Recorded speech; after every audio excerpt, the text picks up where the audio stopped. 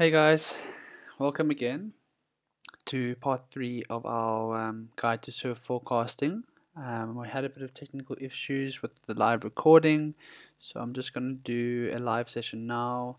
I'll try to do it with the most simplicity and easiest way to understand for everyone. And what I mentioned in our live session was that it's been really nice to be able to engage and talk about the ocean with you, to be able to hear questions or any feedback which you may have. So if you're listening to this now, please be open to sharing any insight or questions which you may have. You can drop them in the comment section below, or you're welcome to send me an email. Okay, it's good to learn together on this, for me to learn from you and for you to learn from me. And yeah, let's take it in that direction going forwards. I think in today's session, it's a very interesting and exciting chapter for me, as we're going to learn how to predict the surf.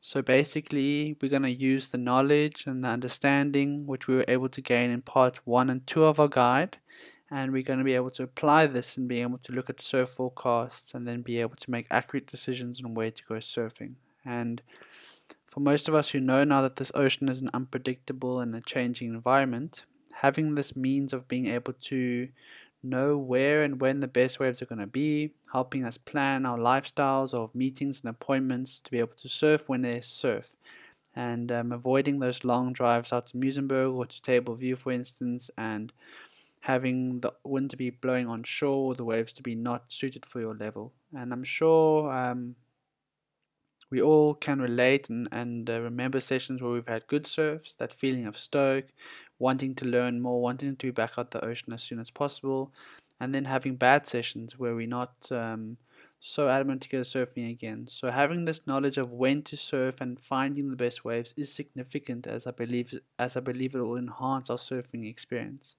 And that's why predicting the surf is such an interesting and amazing concept, in taking the knowledge and understanding of our local conditions and being able to apply this to find those best waves for your level. So surfing better waves equals a happier surfer at the end of the day. So let's try find those waves so that our learning experience is enhanced going forwards.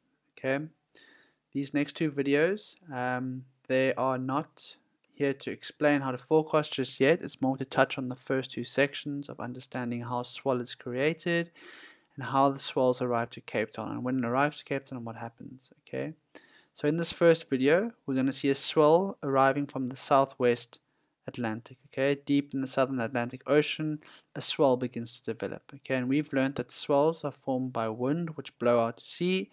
They create ripples, which then create swell, and then these swells are able to travel toward our coastline and then, of course, break as waves.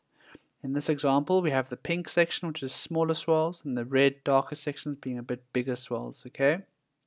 And I want us to start thinking about what's going to happen when these swells start arriving to Cape Town. What are the local conditions going to do when these swells arrive? Is there going to be a blockage by the peninsula? What ends up happening? So let's see what happens with that in the next video coming up.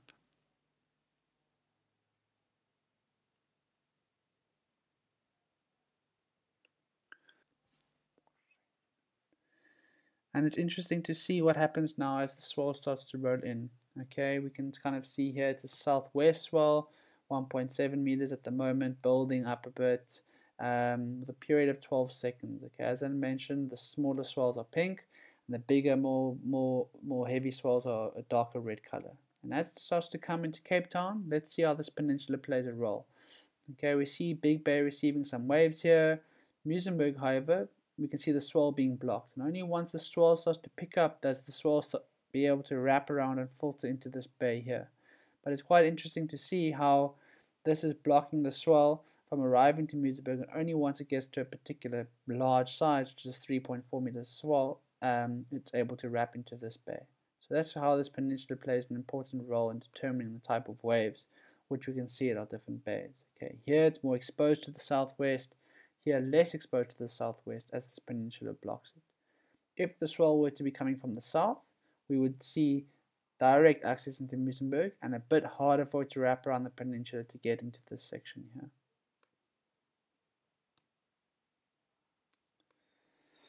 And I think this understanding and these basics are the fundamentals of surfing, okay, for us to know these basics and dynamics of our local environment before we start wanting to use the technologies to help us to predict the surf, okay, and having knowledge and experience of knowing what aspect our beach is facing, what direction this beach is facing, and what swells are favorable for this particular beach, and much the same, what winds are favorable for this particular beach, and then being able to make accurate go surf decisions on this on the ground knowledge.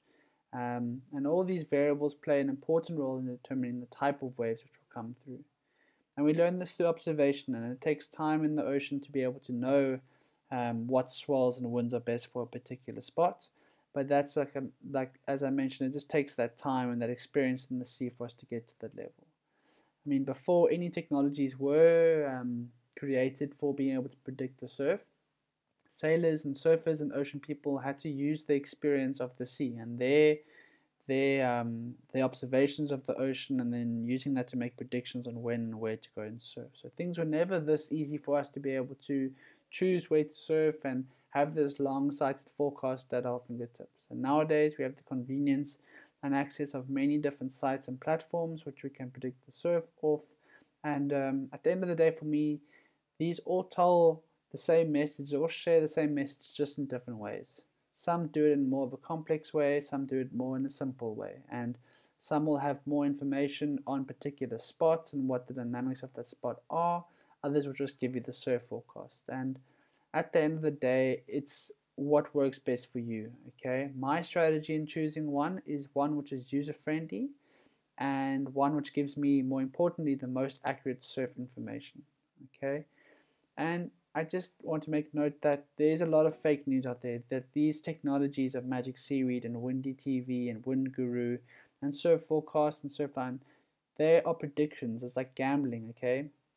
They gain information from buoys far out to sea. These buoys send data to computers on the land who organize and structure the data into information for these sites to present and as for us as users to consume. And there's errors which can happen with this. There's changes in our local environment. There can be technological errors. So before you become solely dependent on these platforms, make sure that we understand and the basics and the dynamics of our local surfing spots. Okay, you can't be solely dependent on these platforms. Much the same as if you were to be driving from Melkbos Strand to town. If it took you via Somerset West, you would begin to question this platform. Much the same with these guides. If you see that it looks like it's going to be 2 meters surf tomorrow, but you see that today is already 4 meters, so it's absolutely huge, it's probably not going to be 100% accurate. So these things do have errors, and it's just important not to be dependent on the technology, rather to use it as a combination of on-the-ground knowledge and forecasting going forward. In my opinion and in my experience, I prefer to use Wind Guru. This for me gives pretty user-friendly and accurate information. It's easy to use the site, and the information which I've seen through experience has been pretty good to use in predicting the surf. Okay, so to go forward, we're going to do a little example now on how to predict the surf for a particular week, and choosing which days we want to surf, and we're going to use a combination of our on-the-ground knowledge, and we're going to combine this with the information we receive on this technology platform. Okay, first step, okay, we're going to find our chosen surf destination. Okay, so on all these sites, they're going to give you a little search bar where you can find the particular spot. Some of them do it in a way that you find South Africa, Cape Town, and then you find your particular spot in that. Others, like Wind Guru, you go straight directly to it. We're going to be surfing at Big Bay Beach, and this is where we find it. Okay, in our search spots tab section, and from there you can kind of organize where you want to surf. And if you want to surf at, say, Horse Trails or Calmers, which is close by, but not the exact spot, you can use a close by beach like Big Bay. It's got the same aspect, it's close to these spots, it's probably reading and taking in the same information. Okay, so you try and find the closest spot if it's not on your guide, or a spot with the same aspect as before. Next step is to find the day or the dates which you're looking to go surf. Okay, and in our example, we're going to be surfing on Tuesday or on Friday. Okay, which day is going to be best for us to go surf? Okay, and we're going to then make a decision on, maybe changing our diary making sure that on Tuesday we have all our meetings and on Friday we can go surf, for example. Okay, and just a heads up that these forecasts, the further in advance you search, that these far looking forecasts can change over time. Okay, it's like reading a weather forecast. If you look 10 days in advance, it's probably going to change as you get closer to the time. Maybe it mentioned 80% rain in 10 days time, but as you get closer it says 20%. Much the same, these forecasts change and they adjust as the information becomes more live and it becomes more effective in our local environment. Okay, so yeah, just be aware that there's a rule of thumb of, say, 3 days, for instance. Anything within 3 days is an accurate forecast. After that, be open to changes which might happen in the forecast to come.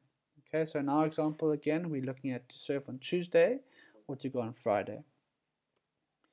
So we got this down now, and now we're going to start investigating this data. Okay, now it looks like there's a whole lot of arrows and numbers and colorful things around, and this can be a bit much to look at. Okay, to simplify, let's go back to what we know. We know the aspect of our beach. Okay, Big Bay Beach is a west-facing beach. We know which swells work best at our beach, which is the southwest swell. And we know which winds work best too. It's west-facing, so any winds from the east are going to be offshore and thus preferred for surfing. Okay, and the tide, we know lower to mid tides work best at the beach breaks, and we're going to try to find this time to go and surf. Okay, so having this knowledge before we start using these variables, which we see over here, as in wind and wave dimensions, using a combination of the two. And of course, on this forecast, we can see that wave meter is the wave size in meters going across this row here. Wave period is the wave, the swell period. We see it's 14, 13, 12. Remember, anything above 10 seconds, we already know it's a ground swell. Okay, and then the wave direction.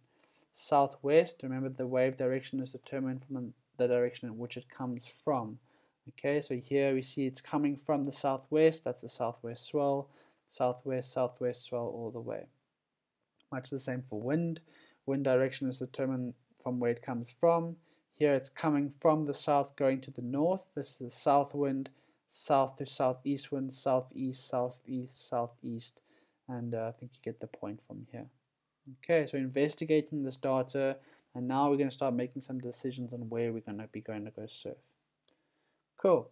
So step 4, predicting the surf. Okay, we're going to look at Tuesday afternoon swell, and we see immediately that this swell is pretty big. It's 4.3 meters, 4.5, 4.7. It's building. It's a really strong ground swell. It's got 16 seconds period, and the wave direction is southwest. Okay. So at Big Bay Beach, we know there's not going to be any block on the swell arriving due to the peninsula, but at Muizenberg will probably be blocked off, maybe expecting hip high waves at Big Bay, head high plus for sure. Okay, this is obviously through my experience of seeing the waves at Big Bay and knowing what a 4-meter swell looks like. And this takes time to just understand what this 4-meter swell looks like for you, and just give it time to practice and to then to go to the beach and see what it looks like. So swell wise, we see that it's 4 meters plus on this Tuesday afternoon, sorry. And in my experience, I know anything above 3.5 meters at Big Bay is kind of going to be big and closing out waves. It's a bit too much for the beach to handle this type of swell arriving.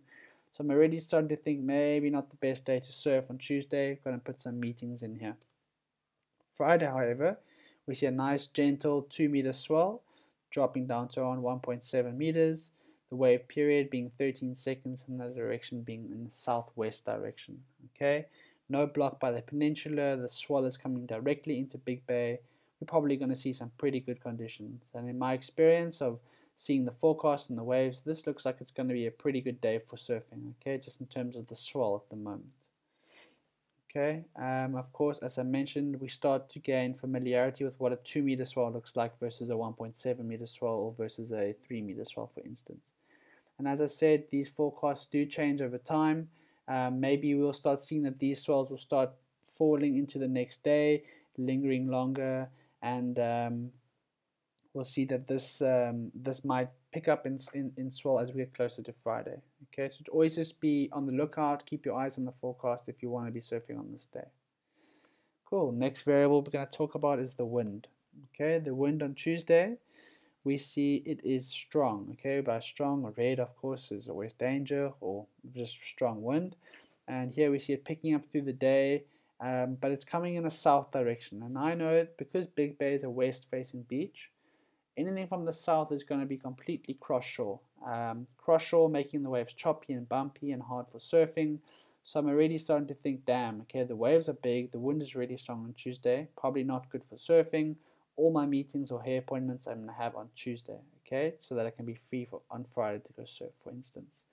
And yeah, I mean, this wind here, we see it's really strong, cross shore, and it doesn't look pleasant for surfing at all. However, if we go look at Friday, with us knowing that Big Bay is west facing, anything from the east is going to be good. We see Friday morning being a nice light easterly wind, which is great for surfing at Big Bay. And throughout the day, it does change a bit, but it's still very light. Okay, some things and indicators to take into account is that when the temperature is warm, I've sometimes found the forecast of the wind to be overestimated, meaning that this 8 knots might not be even as strong. Or if it is, it's probably going to be variable. So 30 minutes on, 30 minutes off, 30 minutes on, 30 minutes off.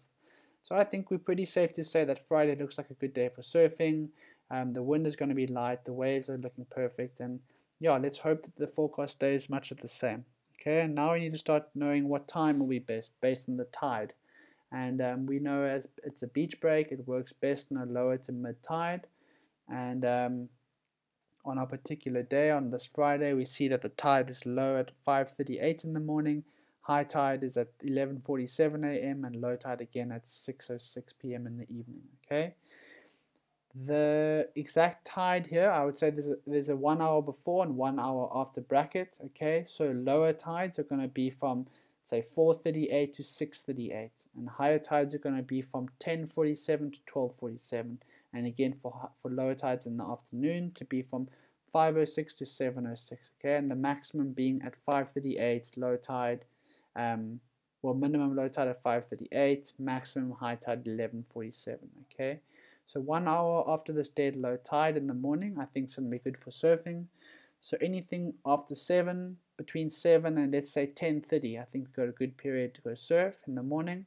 And then in the afternoon, anything after 1:30 until around 5 o'clock is good to be going to go surf. Okay, and we can surf on the dead low tide, we can surf on the dead high tide, on the full high tide. It just depends. Sometimes in the spring tide this is a bit more significant. But it's all a gamble at the end of the day. You know, you just got to be at the beach to make that decision whether to go surf or not, I think.